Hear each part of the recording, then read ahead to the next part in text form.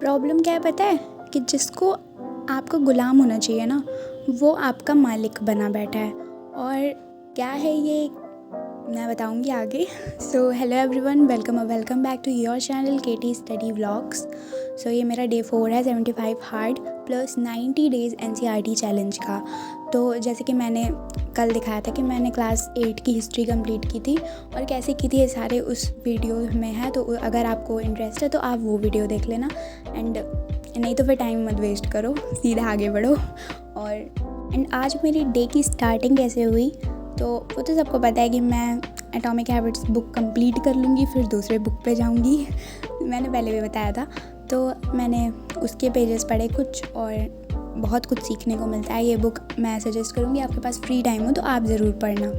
अक्सर हम लोगों को पता होता है कि हम कौन से हैबिट्स को चूज़ करें, कौन सी अच्छी आदतें हैं, कौन सी बुरी आदतें हैं, पर हम लोग क्या करते हैं, हम लोग वही करते हैं जिसमें हमारा कंफर्ट जोन होता है। अब जैसे मुझे अगर देर से उठना अच्छा लगता है या किसी को देर से उठना अच्छा लगता है, तो वो देर से ही उठेगा, जबकि उसे पता है कि ये बुरी आदत है। तो ये मेरा फर्स्ट बॉटल है, bottle of the day, first bottle of the day. और फिर मैंने अपना टू डू लिस्ट बनाया, जो कि रोज़ बनाना पड़ता है। इसमें पहले टारगेट तो मेरा हो गया था, पर ये लिख के ना मुझे बहुत सेटिस्फेक्शन फ़ील होता है कि मैं अब रूटीन में, एक अच्छे रूटीन में आ रही हूँ, कि रोज़ रोज़ मेरा रूटीन वैसा चल रहा है और आदत बनी जा रही है मेरी सुबह उठने की। और चाहे रात में देर से भी अगर सो रहे हैं तो भी अब उठ जाते हैं सुबह सुबह। और सुबह मैं ये बुक पढ़ने के बाद में एटॉमिक हैबिट्स की, और फिर मैंने किया था करंट अफेयर्स। तो ये मैं जो डेली करंट अफेयर जो होता है ना, उसको मैं रिवाइज़ करती हूँ। जैसे नोट्स में जो इंपॉर्टेंट पॉइंट्स लिखती हूँ ना, उसको मैं रिवाइज़ करती रहती हूँ, क्योंकि डेली बेसिस पे अगर आप ज़्यादा टाइम नहीं, आपने देखा होगा मैंने 10-15 मिनट ही किया था, क्योंकि 10-15 मिनट ही अगर रोज़ देख लो तो वो चीज़ें में बैठ जाती हैं। तो फिर वो एक हेडक नहीं होता है कि हमको इतना रिवाइज़ करना है और कुछ किया भी नहीं है। तो आज मेरा 4 डे है 90 डेज़ चैलेंज का। तो मुझे 4 डे में क्लास 9 की हिस्ट्री करनी है। तो अभी मैं शेयर करूँगी कि मेरा आज का प्लान क्या है और कैसे मुझे पढ़ना है। क्लास 9 की हिस्ट्री कैसे कंप्लीट करूँगी आज मैं, उसकी फ़र्स्ट रीडिंग। अब मैं फ़र्स्ट रीडिंग मान के चल रही हूँ, भले मुझे वो थोड़ा सा आए, भले मुझे वो ज़्यादा सा आए, उससे मतलब नहीं है, बट फर्स्ट रीडिंग है वो मेरा according to my plan of 90 days. तो फिर मैंने चाय बनाया, ये मेरा रोज़ का है ये सब रूटीन। फिर उसके बाद में मैंने एक रैपिड रिवीजन का एक लेक्चर था, उसको मैंने देखा कि क्लास 9th में हिस्ट्री में वो मतलब सब कुछ वो एक वन शॉट में बता रहे थे। तो सबसे पहले मैंने प्लान बनाया था कि मैं इतने से इतने टाइम तक ये चैप्टर पढ़ूंगी। जैसे 5 चैप्टर्स हैं तो वो 1 आवर में हो जाते, तो मैंने वही एक प्लान बना लिया। उसके बाद में फिर एक रिवीजन का रैपिड, जो 30 मिनट की वीडियो थी, और केवल मैंने देखा उसको पूरा।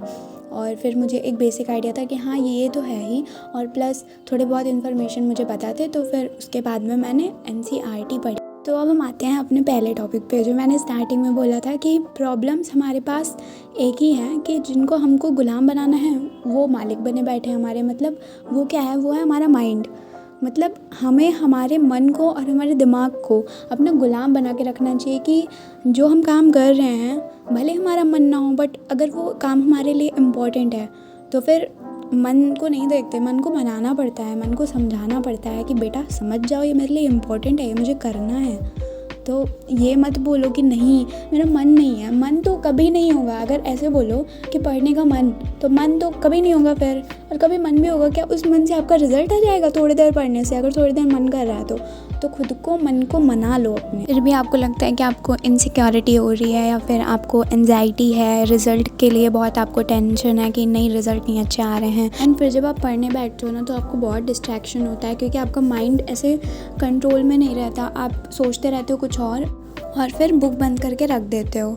जैसे अगर आपने 1 आवर का टाइमर लगाया है, तो फिर आपका 30 मिनट्स या फिर उससे कम टाइम में आपको लगेगा कि नहीं अब इससे ज़्यादा मैं नहीं पढ़ सकता, क्योंकि मेरा फोकस ही नहीं है।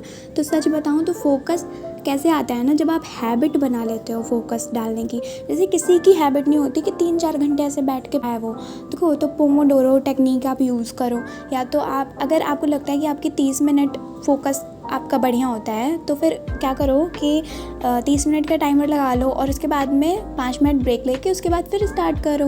क्योंकि ये कह के क्विट कर देना कि ये चीज़ बहुत स्लोली हो रही है, या फिर हम इसमें टाइम दे रहे हैं, कम टाइम दे रहे हैं, यार मेरा रिज़ल्ट नहीं आ रहा है, तो इस चीज़ को सोच के ना, और कम अपना जितना आप दे सकते हो बेस्ट, उससे कम देने से अच्छा है क्या करो ना कि थोड़ा थोड़ा करो।